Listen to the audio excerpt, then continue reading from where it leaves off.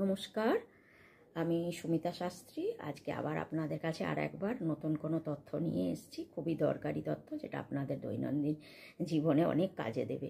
সেটা হচ্ছে, অনেক সময় দেখা যায় অনেকে যারা গ্রামের সাইডে থাকে, তো সেখানে দেখা যায় না, মাটি খুঁড়ে খুঁড়ে এই গরমকালে প্রচুর পিঁপড়ে বেরোয়। লাল পিঁপড়ে, কালো পিঁপড়ে, ডেউ পিঁপড়ে এবং তার সঙ্গে পোকামাকড়ও বেরোয়। কারণ মাটি তো গরম হয়ে যায়, তখন তারা বাইরে বেরিয়ে আসার চেষ্টা করে, যার ফলে মানুষের ওপরের প্রকোপটা পড়ে, তাদেরকে কামড়ায় বা কোনো সময় বিষাক্ত হয়ে যায়, কোনো সময় বিষিয়ে গিয়ে মানুষের মৃত্যুবরণও করে। তো এই জায়গা থেকে মুক্তি পাবেন কি করে? এই পিঁপড়ে যে বেরোচ্ছে বা বিষাক্ত অনেক ছোট ছোট কীটপতঙ্গও বেরোয়, যারা মানুষকে কামড়ালে খুবই বিষাক্ত হয়। তো সেই জায়গা থেকে মুক্তি পেতে গেলে আপনারা এই উপায়টা করতে পারেন। আপনারা কি বলবো আপনাদেরকে, যে সোমবার বা বুধবার, এই দুটো বারে আপনারা যখন বাইরে বেরোবেন, বাড়ির বাইরে বেরোনোর পর যখন ফিরবেন, তখন আপনাদের বাঁ পায়ের জুতোটা ওই যেখান থেকে অনেক পিঁপড়ে বেরোচ্ছে বা পোকামাকড় বেরোচ্ছে, সেখানটা উল্টো করে রেখে দেবেন বাঁ পায়ের জুতোটা।